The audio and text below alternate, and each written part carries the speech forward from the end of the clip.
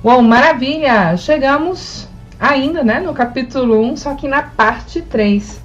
Você fez os exercícios já na parte 1 e parte 2? Então, para você que está chegando aqui agora nesse vídeo, seja bem-vindo, seja bem-vinda. Eu sou a Lucélia Gontijo, sou trainer do IMS no Instituto Master Self. E estamos fazendo esse programa aqui de concentração ao segredo das pessoas produtivas, que é a leitura do livro, né, o e-book, junto com algumas atividades para que você possa treinar aí na sua vida a produtividade, seja na sua vida pessoal ou seja na sua vida profissional. Espero que você tenha gostado. Se você não ouviu aí a parte 1, volta no início dessa playlist para que você possa pegar a sequência inteira de todo o processo. Combinado? Eba! Roda a vinheta!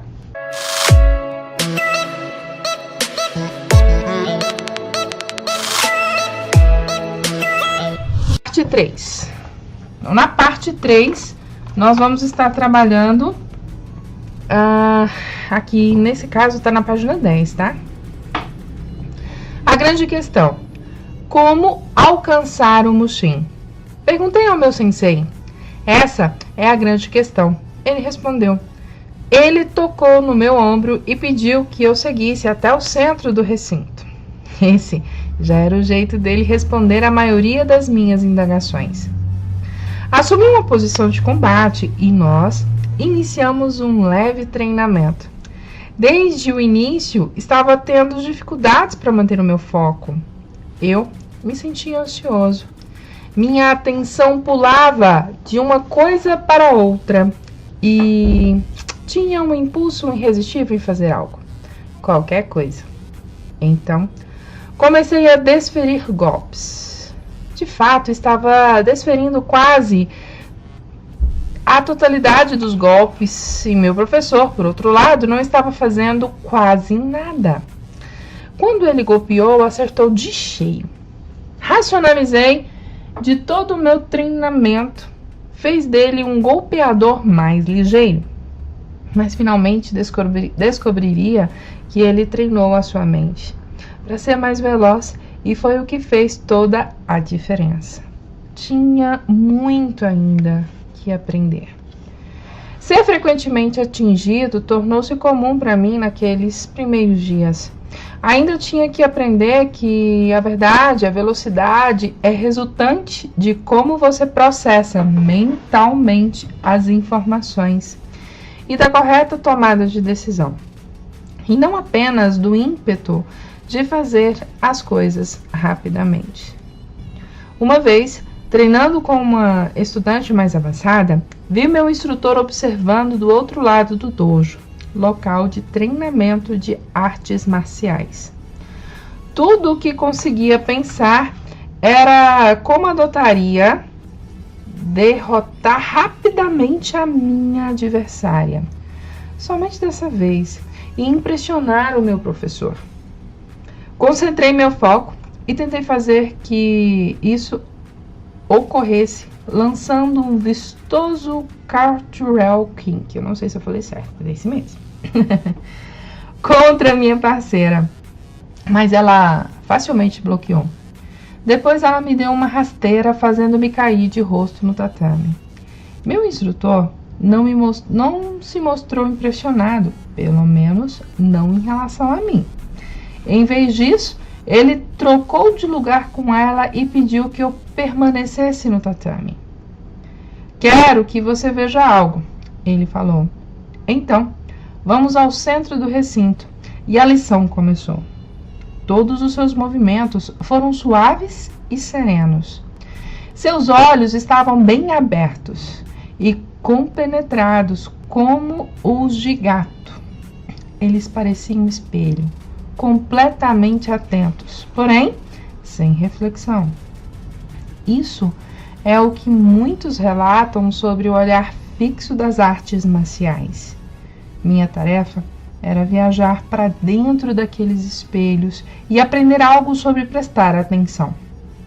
Tive a sensação de que meu professor podia prever todos os movimentos que eu faria. Nos anos seguintes, aprenderia que a ciência afirmaria que todos somos capazes de fazer essas previsões. De fato, nossos cérebros são conectados de maneira que possamos fazê-las, e em velocidades espantosas. Entretanto, para mim, a compreensão dessa capacidade, para não mencionar como empregá-la, ainda estava distante.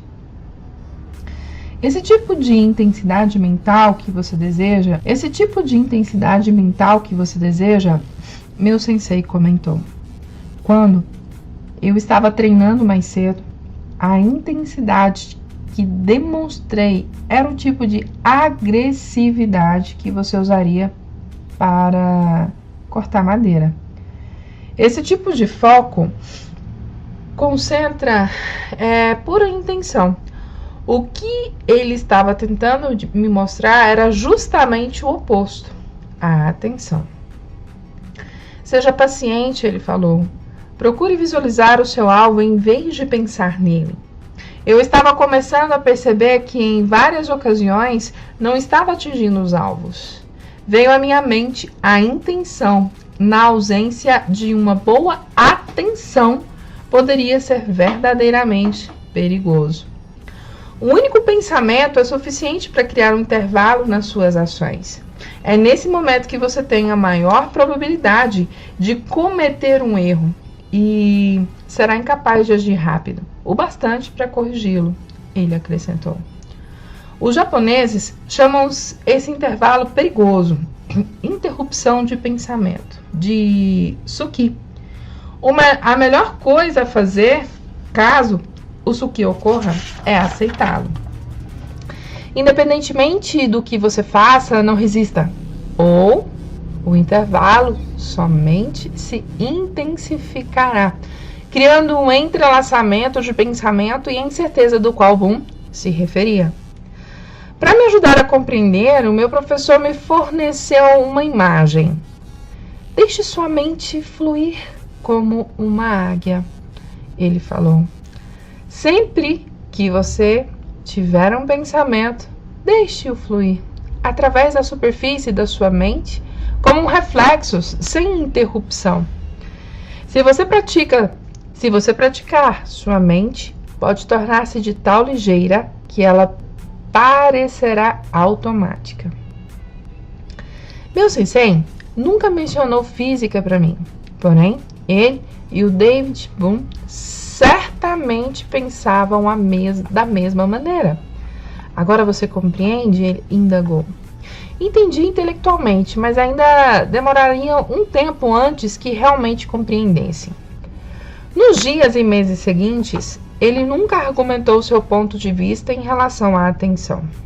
Os tatames me mostrariam, ele sabia disso.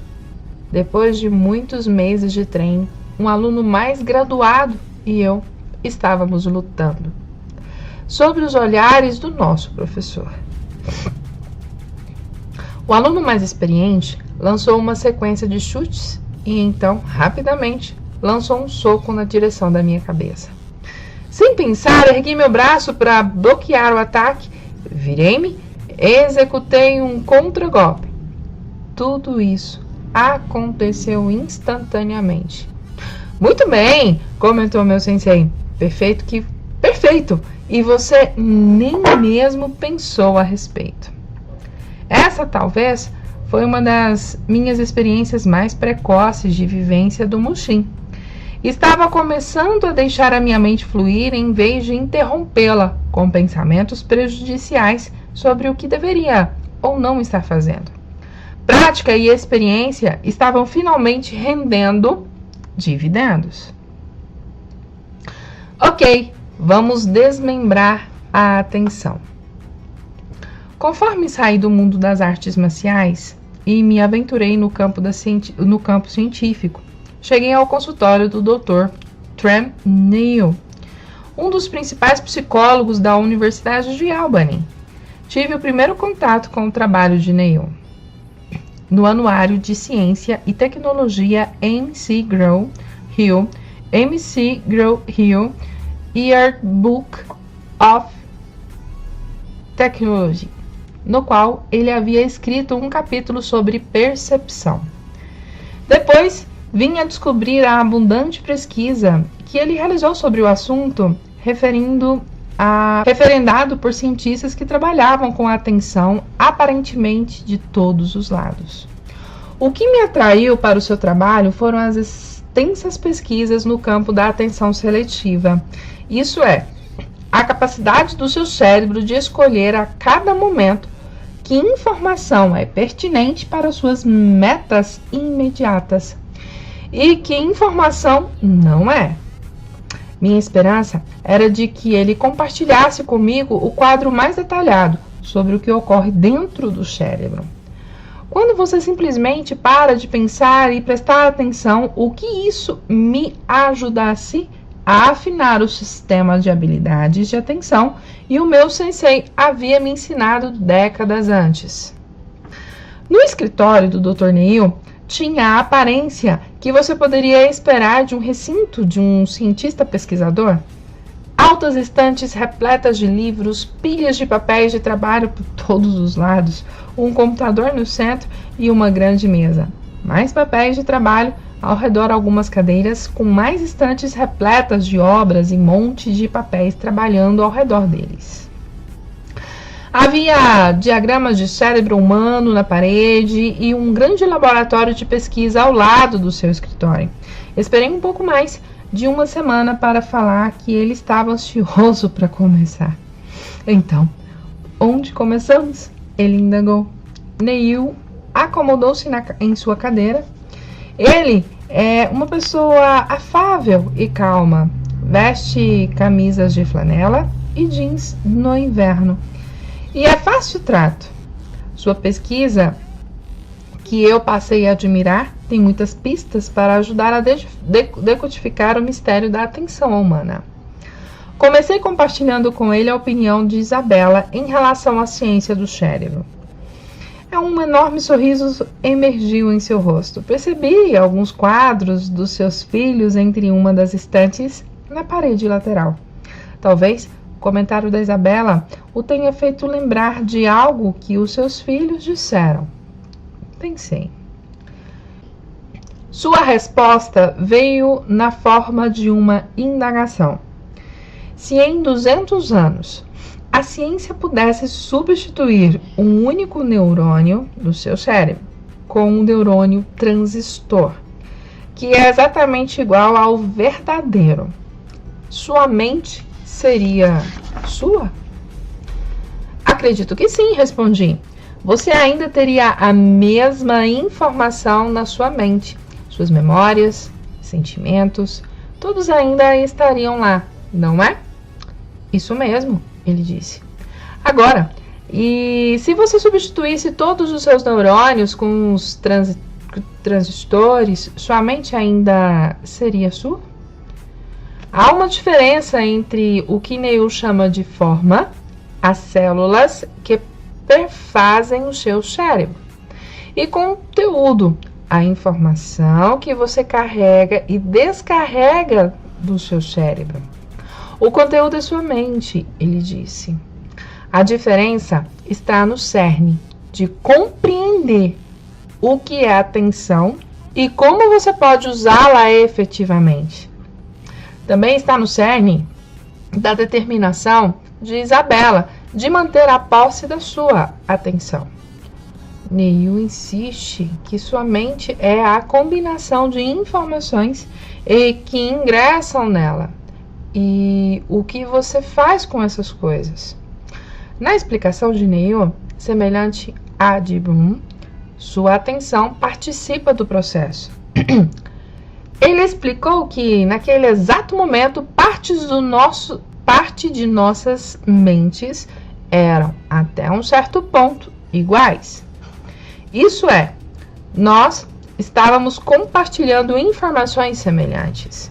Imediatamente pensei em dois computadores distintos baixando partes das mesmas informações ou tendo algumas coletas dos mesmos alimentos em nosso carrinho, depois indo para casa, cada um fazendo uma coisa diferente com cada os itens.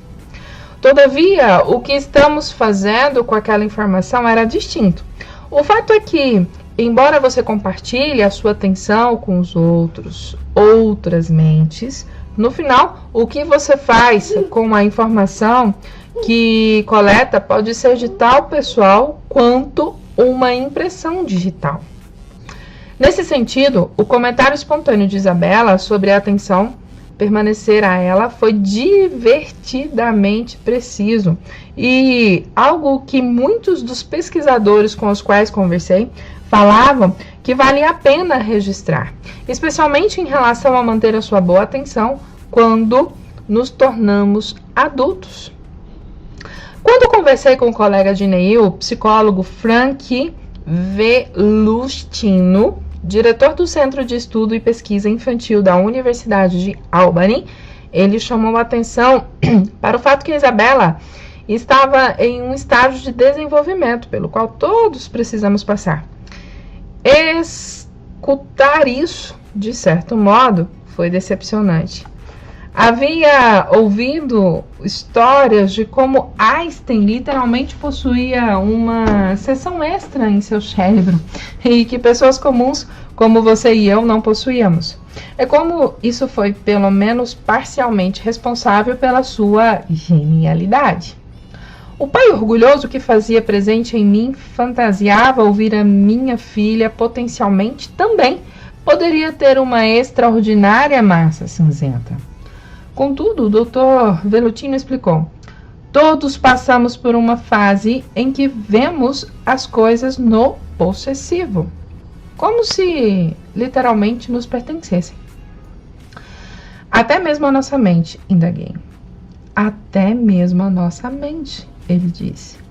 Trata-se de controle de posse. E isso, verifica-se, é benéfico, é vital.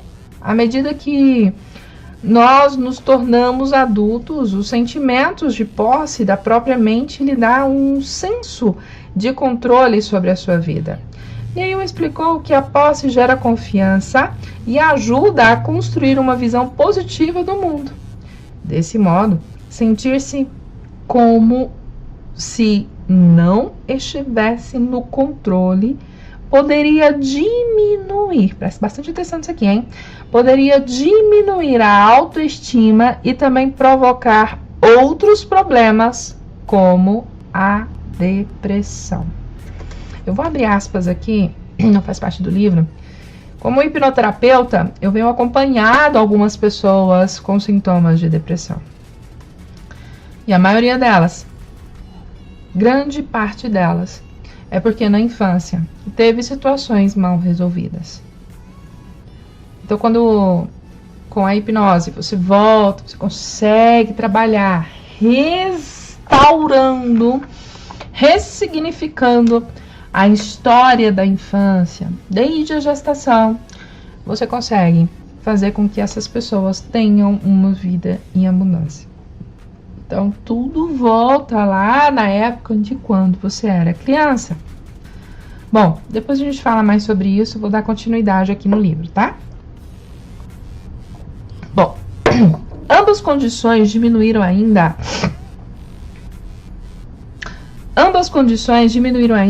mais o ato de pensar e fazer você não se sentir autêntico. Retornando à obra, o apanhador no campo do centeio, Salinger estava tentando nos convencer de que não é fácil manter a posse de sua mente, mas é imprescindível para que seus pensamentos sejam autênticos e eficientes. Contudo, não é mais fácil falar do que fazer. Ou é?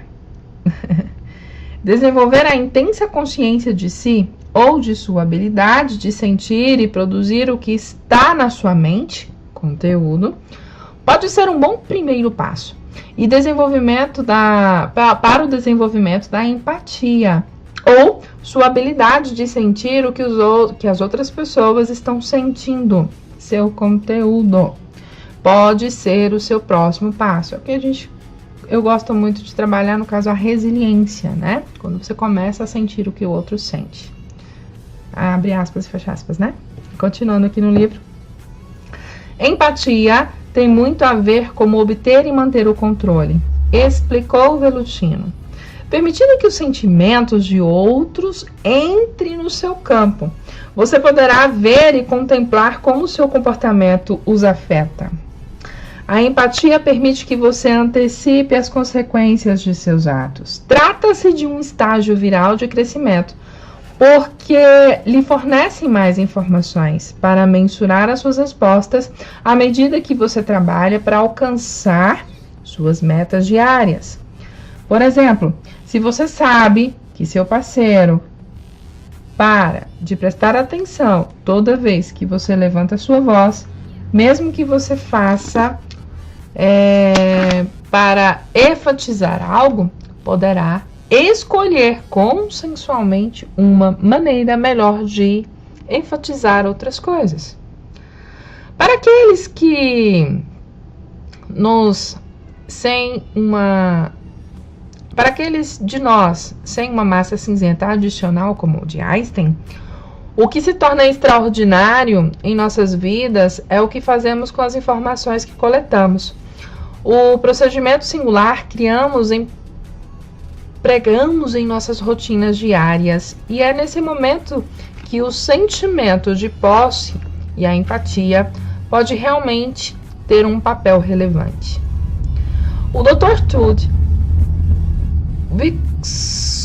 que eu não sei falar o nome dele, coloquei na descrição, um colega e amigo sugeriu que o tipo de posse demonstrado por Isabela foi o mais do que apenas palavras.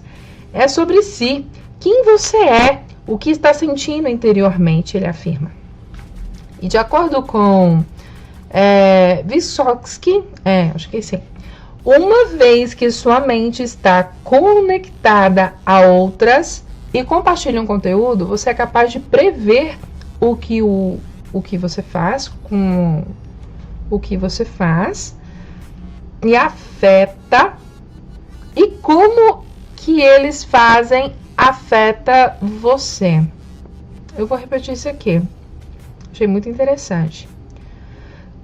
Ó, uma vez que sua mente está conectada a outras pessoas e compartilha um determinado conteúdo, você é capaz de prever como o que você faz, as suas ações, vou traduzindo aqui, as suas ações, como que as suas ações, as suas atitudes, o seu comportamento afeta, e como as habilidades, as atitudes e a responsividade das outras pessoas também podem afetar você. Sua noção de si o ajuda a dirigir a sua atenção para onde ele afeta o bem maior, alinhando as necessidades das suas ações e com as necessidades e as respostas dos outros. Cara, isso aqui ó, é incrível. Abre aspas aqui, não é do livro, é eu que tô falando agora. Na programação neurolinguística, inclusive, vamos ter uma formação aqui no MS vão ser praticamente 280 horas, vão ser praticamente 7 meses de curso.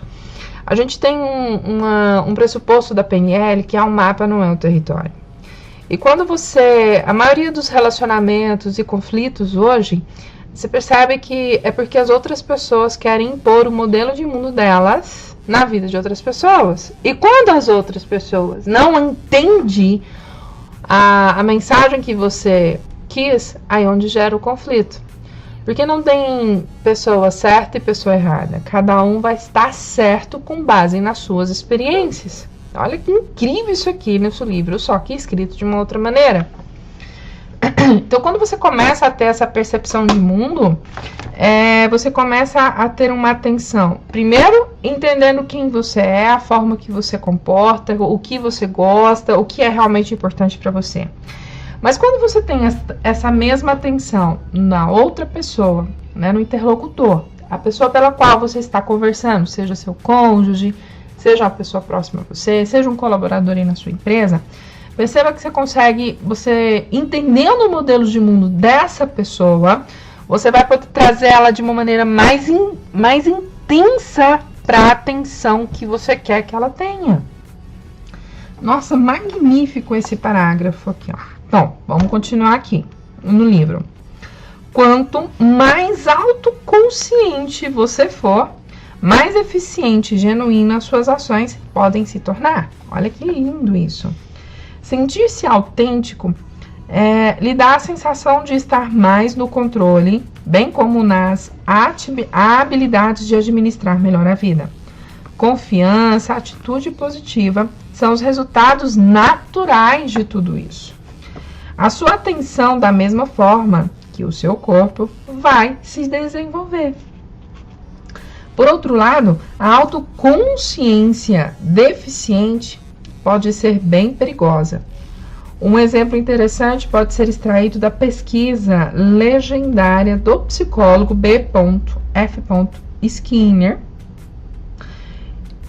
Em seu renomado estudo, a caixa de Skinner, que ele desenvolveu para examinar o comportamento do animal, normalmente coloca-se uma cobaia em uma caixa que contém uma alavanca e há uma luz verde na frente. O animal aprende que se ele puxar a alavanca, quando a luz verde piscar, receberá uma recompensa. Neil explicou: digamos que eu coloque em um camundongo uma caixa de Skinner e toda vez que a luz verde piscar e ele puxar a alavanca, receberá $1. Toda vez que o camundongo puxar a alavanca, ele receberá Purina Hatchcock. Purina Hatchcock realmente existe, tá? Nos dois. O fato é que poderíamos conduzir um teste 1000 vezes, até que a resposta estivesse completamente condicionada. E eu imaginei esse camundongo defendendo-se bem contra mim. Estava me divertindo ali. A essa altura, o comportamento do camundongo estaria bem estabelecido, observei.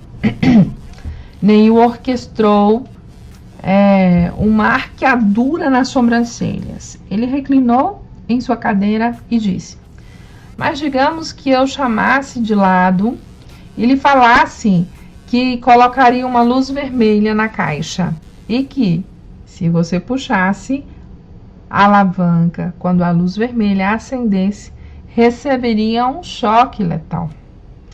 Você não puxaria a alavanca. O camundongo, por outro lado, infelizmente o faria.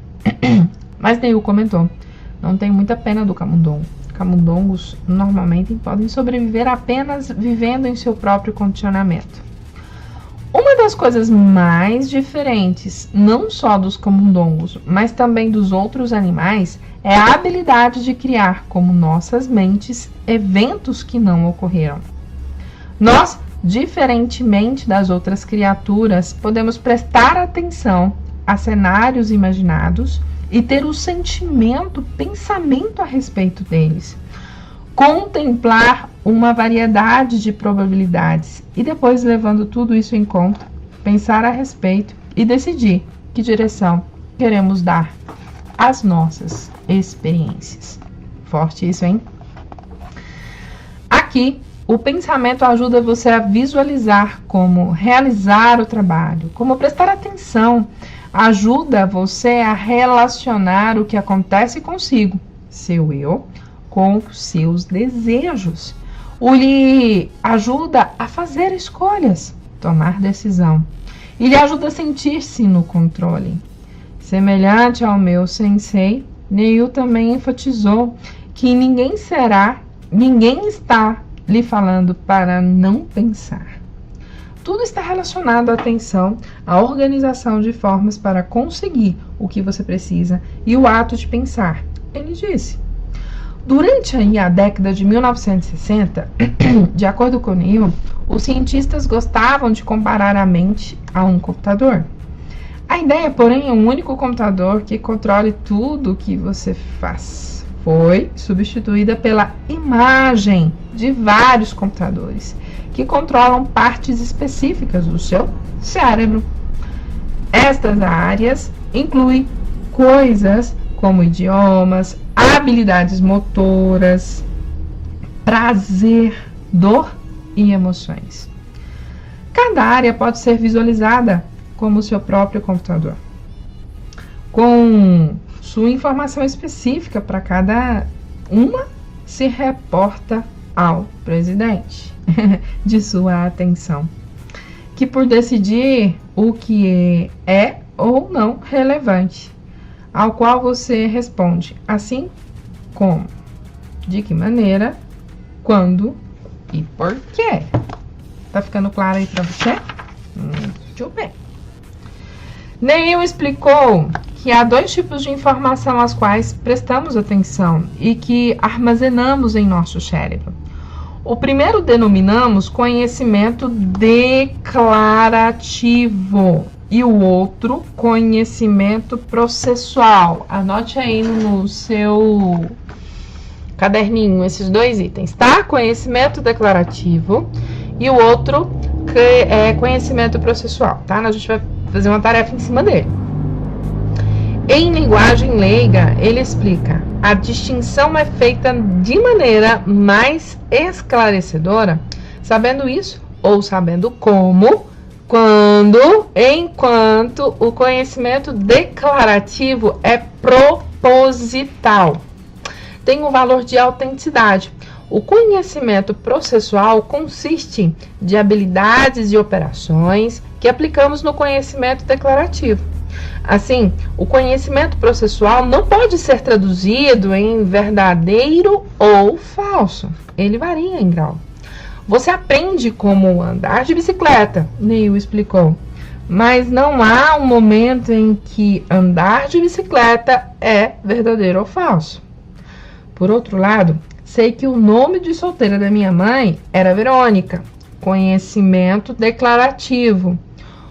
E sei como escrevê-lo e contar números de letras que contém conhecimento processual. Quando você se senta e tem uma conversa com seu parceiro ou um amigo, você só pode contar com uma minúscula quantidade de todas as verdades que conhece. O conhecimento processual, a habilidade, por outro lado, pode ser ativado a cada momento para ajudá-lo a alcançar as suas metas. Aqui está uma outra forma de contemplá-lo. Conhecimento processual é empregar a você o conhecimento declarativo, a fazer algo com isso, assim como colocar em ordem alfabética a lista de sobrenomes. Põe aí: Gontijo, Magalhães, Silva, Oliveira. Põe em ordem alfabética aí. Experimente. Você consegue sentir o processo de colocar em ordem alfabética, contribuindo para a relação da tarefa. Perceba que rapidez com que se ativa. Você pode imaginar a vida sem a capacidade de armazenar, recuperar esses procedimentos virtualmente automáticos. Você teria que reaprender até mesmo as operações básicas toda vez que viesse a precisar delas. Por exemplo, segurar um garfo, caminhar, falar e até mesmo escrever o seu nome. É o suficiente para afirmar que dependemos do conhecimento processual muito mais frequentemente em nossas vidas diárias do que o conhecimento declarativo. E isso é ótimo, contando que os procedimentos que armazenamos estejam permitindo que obtenhamos aquilo que queremos. Eles fornecem soluções rápidas no gerenciamento da vida diária e reduzem a nossa necessidade de pensar. Isso libera espaço mental e, consequentemente, acelera o nosso poder de concentração para as tarefas, incluindo reflexão ou análise. Psicólogos definem a atenção como o que informação você está colocando na sua memória de trabalho para ativar procedimentos para alcançar objetivos imediatos. Estranhamente, o seu campo de atenção age como um sistema de coleta ultra sofisticado que visa um pedaço de conhecimento declarativo, trazendo-o para dentro da sua memória e relacionando-o com outras informações que você colocou lá para criar os processos que você emprega, para realizar as suas necessidades. Por exemplo, olha só, hein? Você sabe que você está faminto. Você sabe que, dobrando a esquina, há uma pizzaria. Você sabe como chegar na pizzaria. Sabe como encomendar uma pizza. Sabe como consumi-la e fazer muita sujeira. A cadeia de comandos da atenção. Vamos realizar uma análise mais detalhada, tá? Psicólogos afirmam que a atenção não consiste exatamente de um único interruptor que você liga ou desliga. Em vez disso, é composta por vários interruptores que controlam a cadeia de elos. Um dos elementos para ter uma boa atenção é ativar a quantidade e na hora certa. O elo exato da cadeia é até mesmo um pouco de conhecimento a respeito de como cada componente funciona é importante, especialmente em ajudar a identificar o que está funcionando bem na sua caixa de atenção e em oposição ao que não está fazendo sua parte. Esse parecer sobre atenção ajuda a explicar por que é possível você destacar-se em uma área de atenção e não em outra. Por exemplo, você poder ter habilidades auditivas extremamente eficientes. Não é capaz de recordar o nome de alguém 1 minuto depois de ouvi-lo, mas pode ter uma atenção visual acima da média. Pode ser capaz de se lembrar da cor dos olhos de alguém depois de ter falado com essa pessoa por apenas poucos segundos. Há vários modelos componentes de atenção, como significativa justaposição. A maioria inclui ligações semelhantes, porém, a linguagem empregada para descrever essas ligações é o número de ligações na cadeia podem divergir. Assim, tomem a liberdade de combinar vários desses modelos com o propósito de fornecer o quadro mais amplo possível e estabelecer uniformidade de linguagem com outras seções desta obra. Resumindo o primeiro componente, o conhecimento para a atenção concentrada é a sua habilidade de concentrar os dados sensoriais. O que você vê, escuta, toca, cheira, degusta. Psicólogos afirmam que é comum termos maior sintonização com um lado sensorial em relação aos outros. Como previamente mencionamos, o indivíduo pode possuir uma ótima atenção visual e, contudo, não ouvir bem. Bom, preste atenção. Atenção sustentada é o próximo componente. O oposto de ter uma boa atenção sustentada é a sensação de estar disperso ou a sensação de que sua mente está errante. Os psicólogos nos dizem que podemos nos manter concentrados por no máximo 10 minutos. Após esse tempo, a atenção começa a desaparecer. A boa notícia, porém, é que a solução é frequentemente tão simples como reabrir ou aumentar o seu foco.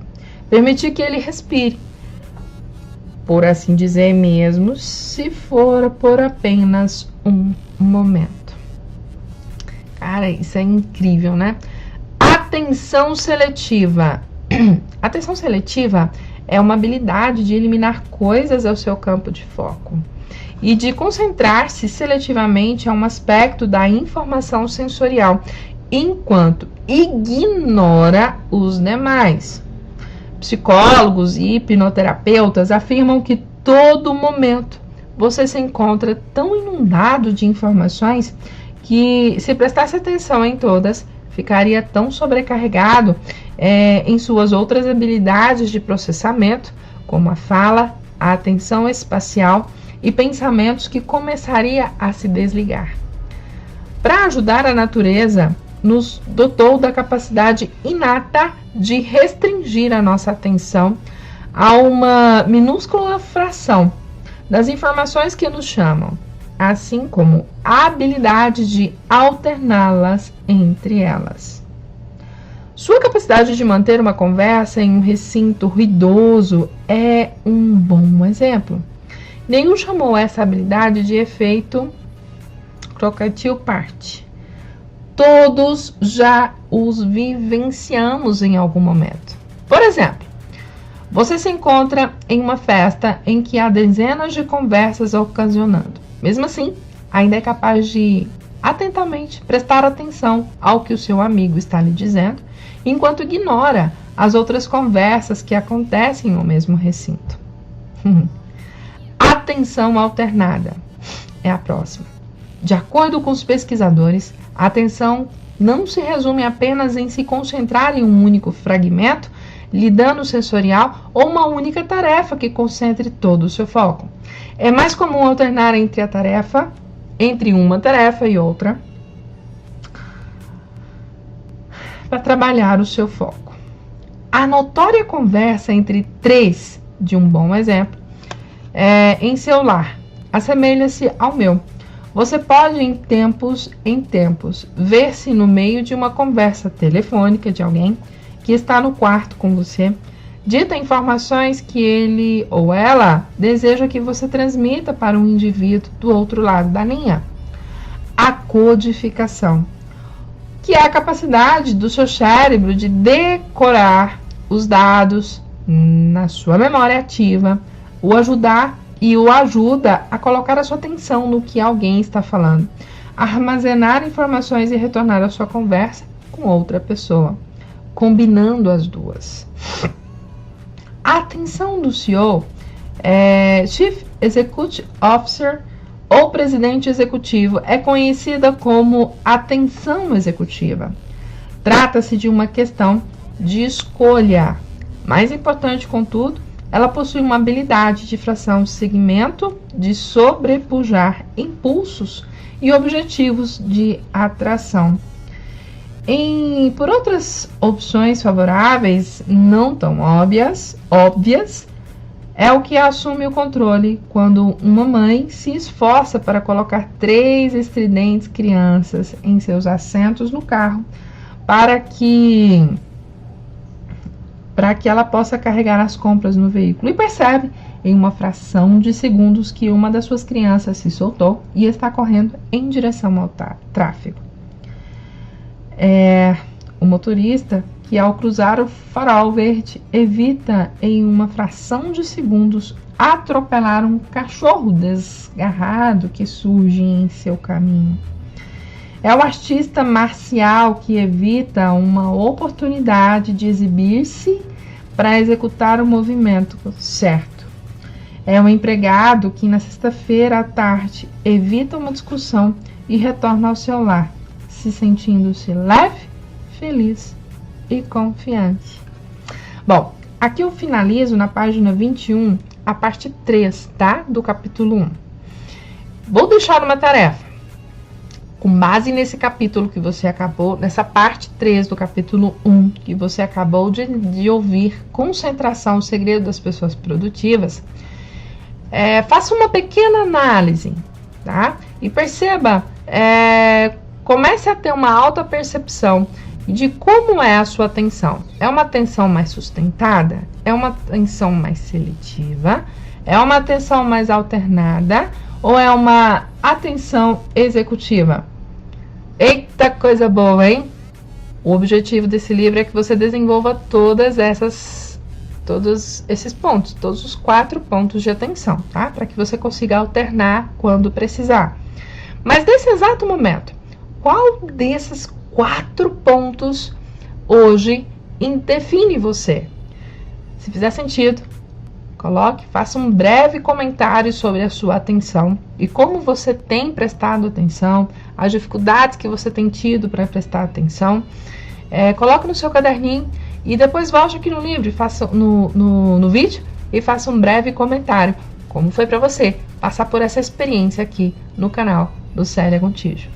Logo, fique atento para que você seja notificado da parte do capítulo 1, parte 4, tá? Faça primeiro essa tarefa, tenha essa autopercepção da sua forma de gerir a atenção hoje, com barulho, sem barulho, com pessoas, sem pessoas. Verifique aí como que melhor você aprende. E volte, compartilhe essa playlist com outras pessoas.